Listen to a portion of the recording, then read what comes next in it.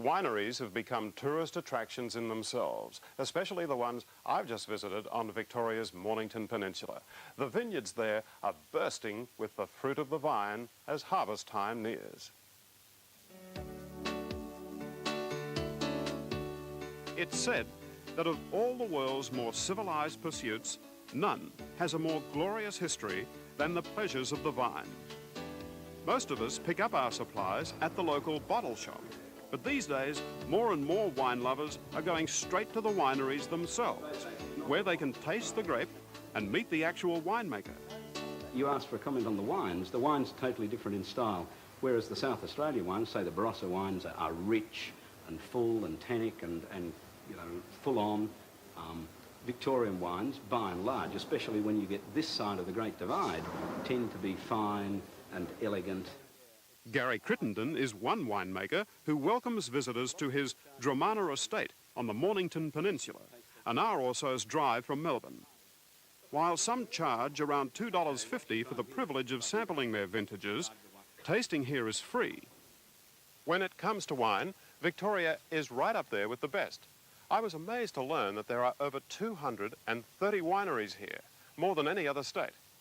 And they're proving to be a big tourist drawcard. It's one of the curious quirks of history that Victoria, in fact, was, up until the late 1800s, far bigger a wine-producing area than South Australia.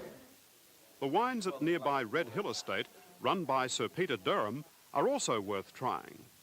You know, we're very proud of our champagne. I hope you enjoy it. Sir Peter was a captain of industry in Melbourne until he retired recently and bought a winery as a hobby.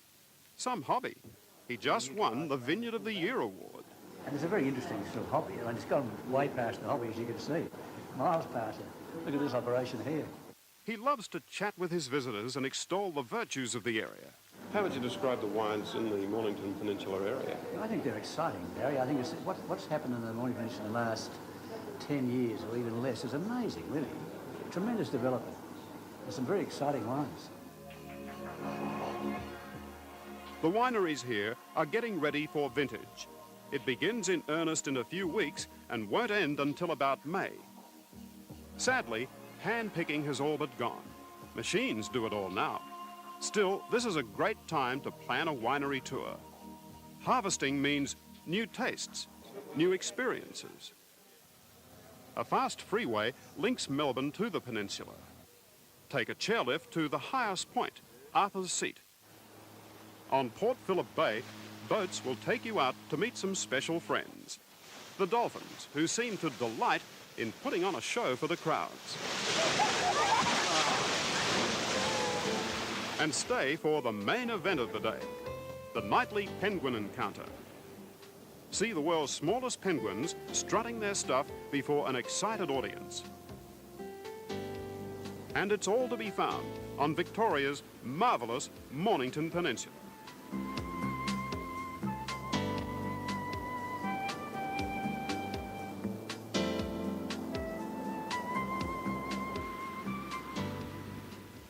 It's a nice region, the Mornington Peninsula. Has a sort of Mediterranean feel. But go easy on the grape and all that tasting if you're driving. For details of Victorian wineries, contact Tourism Victoria or your travel agent or see Ansett.